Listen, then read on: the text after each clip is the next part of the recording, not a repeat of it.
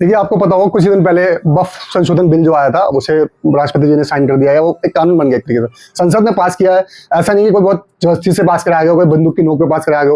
ये बिल्कुल संसद ने पास किया है। संसद के पास को एक जज जुडिशियल रिव्यू के लिए जा सकता है, सुप्रीम कोर्ट जा सकते हैं, उच्चतम न्यायालय, वहां पे फैसला किया जाएगा। वहां पे एक जज नहीं, सारे पैनल बैठेंगे, वो लोग देखेंगे ये मतलब संविधान संबंध है कि नहीं बिल। उसको फिर ये बात संसद में जा चुकी है, जैसे ही बिल आया वैसे ही तुरंत ये संसद में जा चुका है। परंतु बंगाल में और जो लोग वो पता नहीं क्या मानसिकता है, इतनी छोटी मानसिकता है, उसमें भी लोग हिंसा भड़काने पूरा कोई काम नहीं कर रहे। देखिए, ये सबसे बड़ी बात है।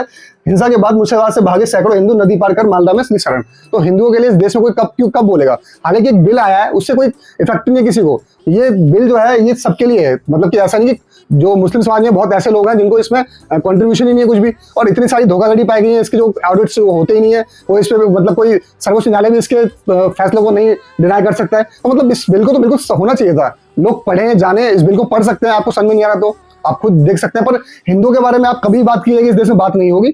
हिंदू के बारे में कोई बात नहीं हो सकती, और हिंदू के बारे में पूछ भी नहीं सकता। ये जो हाल हो रहा है, ये हिंदू ने लिखा रहा है ना। आपको समझ में आता होगा, इस देश में 80% हिंदू है, और ये आपको ये इसमें आप लिख दे रहे हो कि हिंसा के बाद मुर्शिदाबाद से भागे सैकड़ों हिंदू। आप समझ रहे हो, जिस देश में 80% एक जनसंख्या हो, वो लोग भाग रहे हैं अपनी जगह छोड़ के। आप सोच सकते हैं क्या माहौल बन चुका है, कैसा काम हो रहा है।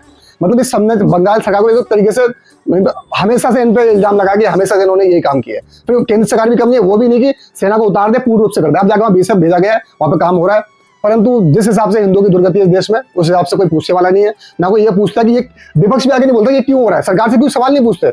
ये गृह मंत्रालय से सवाल पूछे, बंगाल के से उससे नहीं, वहां कोई पूछता ही नहीं है। और अभी यही काम कहीं और होता है या किसी और समुदाय के साथ हो जाता तो अभी तक बवाल बच चुका था पूरे देश में। इसलिए हिंदुओं को अपने आप खुद सोचना चाहिए, पढ़ लिख के अपने एलाइट ऐसी जगह पे जाएं और खुद मजबूत रहे, ताकि आप अपने लिए खड़े हो सके। वरना ये हाल होगा, आपको भागना पड़ेगा आपका अपने देश से। और आप 80% होते हो, आपका ये हाल है, सोचो आपका क्या हाल होगा आगे जाके।